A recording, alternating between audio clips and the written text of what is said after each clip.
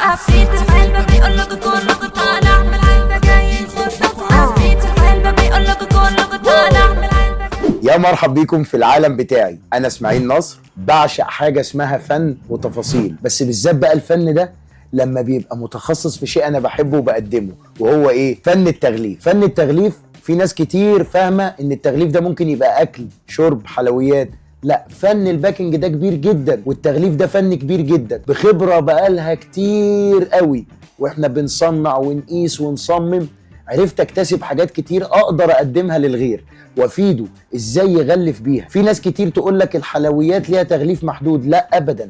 اسماعيل نصر اخوكم هيعرفكم ازاي تقدر توظف التغليف زي ما تحب بالامكانيات اللي انت عايز تستخدمها.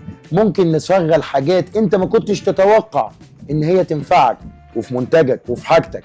اخوك يقدر يوصلك انك تستبدل حاجه بحاجه لغايه ما توصل لوقت تقدر تكستمايز وتصمم حاجات تعبر عنك وعن براندك. انا برضو عايز اوصل لكم الموضوع ببساطه وانقل خبرتي للجميع، سواء الموضوع كان تصنيع او جمله او قطاعي. مش هسيبك غير وانت مرتاح في مجال التغليف ونازل بتجيب الشيء اللي انت عارفه. ما تسألش حد اعمل ايه، انت هتبقى نازل عارف هتعمل ايه وهتجيب ايه. طبعا انا بكلم كل الناس اللي مهتمة بتغليف الحلويات، وزي ما قلت من شوية هنتطرق للناس اللي مهتمة بالباكنج عامة. كنت عايز احكي حكايتي والشغل اللي اشتغلناه مع الناس، والناس دي كتير قوي، وازاي قدرنا نضيف للحلويات بتاعتهم شكل يقدر يبيع بيه. كنت عايز ألخص كل خبرتي وافيد بيها الجميع. اقول لك ازاي تغلف منتجك، ازاي منتجك يبقى شكله حلو جدا باقل الامكانيات، وايه الخامات وايه انواعها. فاحنا كنا عايزين نلم الخبره بتاعتنا دي كلها اللي اشتغلنا بيها مع عملاء كتير وفدناهم، نفيد بيها الجميع ومجانا. احنا بنقدم ده للناس وعايزين نفيدهم، واللي هيتابعنا هيعرف ده كويس. طبعا احنا مع بعض في كل فيديوهاتنا، كل ما هتتابعني هتعرف ان انا بضيف لك حاجه جديده. لازم اخدك معايا نبص نشوف تفاصيل الالوان، تفاصيل اللي تقدر انت في الاول تقول ايه ده ما ينفعش، لا ممكن لما اضيف لك خبرتي فيها تشوف ان هو ينفع. انا عايز اتكلم في موضوع التغليف ده من خامه، من ورق، من ازاي اقلل الخامه، اقلل التكلفه، ازاي اختار، ازاي اقول للمنتج ده انا هحطك في العلبه دي وهقدمك للناس. طبعا كلامي هيبقى لكل حبايبي اللي متابعيني، سواء انت كنت بتعمل وبتبدا مشروع حلويات على قدك وصغير وعايز اعداد قليله وما تكلفش نفسك، انا معاك بقدم لك الموضوع ده مجانا. ومش عايز الموضوع يبقى فيديوهات تعليميه ونضغط على بعض واقول لك هات ورقه وقلم واكتب ورايا، لا. احنا هنحكي الموضوع عباره عن حكايه، حدوته هنقولها انا وانت. انت هتردد ورايا ازاي؟ لما اوريك الموضوع ده بكلامنا واحده واحده بالتفصيل. هقول لك ازاي ان ممكن العلبه بتاعتك دي تستخدمها في كذا منتج عن طريق لمسه او لون او تغيير. ازاي وانت نازل تشتريها تجيب نفس شكل العلبه اللي انت كنت حاببها بس لقيتها غاليه، تعرف تجيب باقل تكلفه وتديك ايه؟ نفس الشكل. احنا عايزين نسال نفسنا سؤال صغير، ايه التغليف؟ او ايه هو اصلا موضوع تغليف؟ التغليف ده على فكرة مش نوعية ورق ولا شرايط ولا ربط ولا فيونكات. التغليف ده فن ازاي اختار الباكنج، الغلاف بتاع الحلويات بتاعتي.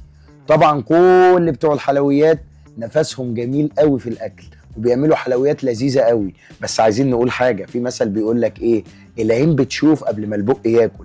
فانا في ظهرك بعد ما تتعب وتطلع حاجه جميله قوي، انا هساعدك تجمل الشيء ده، ان احنا نعمل له غلاف يخلي الواحد يقول دي حاجه جميله تنفع هديه، دي حاجه جميله اعرف اجيبها، دي حاجه جميله شكلها حلو قوي. انا معاك في ظهرك اخليك تقول ان المنتج ده حلو قوي. ايه اللي هيخلينا نقول عليه حلو قوي؟ اما عينينا تشوفه عينينا هتقول هو ده. لازم نبقى متفقين كلنا ان كل شغل في الدنيا ليه تحدياته، واي شغل ليه تحديات.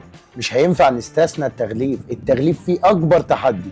معايا ومع بعضينا هنعرف ان هو تحدي كبير. تحدي ازاي؟ انك تعرف وتوصل وتتعلم معايا ان الموضوع فن. انت لازم طول ما انت متابعني اوصل لك يعني ايه الفن ده. لازم يبقى عندك تحدي تجدد فيه، تعمل لوحة فنية تعبر عن منتجك. فالموضوع ده محتاج جهد وتعب. طب هتجهد نفسك وهتتعب بناء عن ايه؟ لازم معايا تعرف يعني ايه تغليف. مش هنستثنى خامة الورق، شكله، طريقته، شكل العلبة، في النهاية لازم يعبر عن الهوية او البراند او الحاجة بتاعتك. انا عايز اقولك ان علبتك في الاخر بعد ما تحط فيها منتجك لازم الزبون يبقى شايفها وعايز يجيبها عشان شكلها. انا مش هقولك ان الحلويات دي حاجه هلفها واديها لك، لا، الحلويات دي قصه كبيره.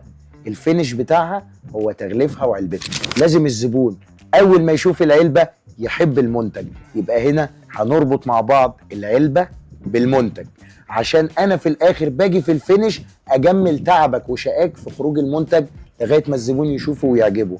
الموضوع بسيط قوي بس في نفس الوقت صعب. ايه التناقض بين البسيط والصعب؟ هو الفن اللي بنتكلم عليه. ولو للحلويات بتميل يبقى لازم تغلفها مع اسماعيل. في انتظاركم في الحلقه الجايه، تابعوني.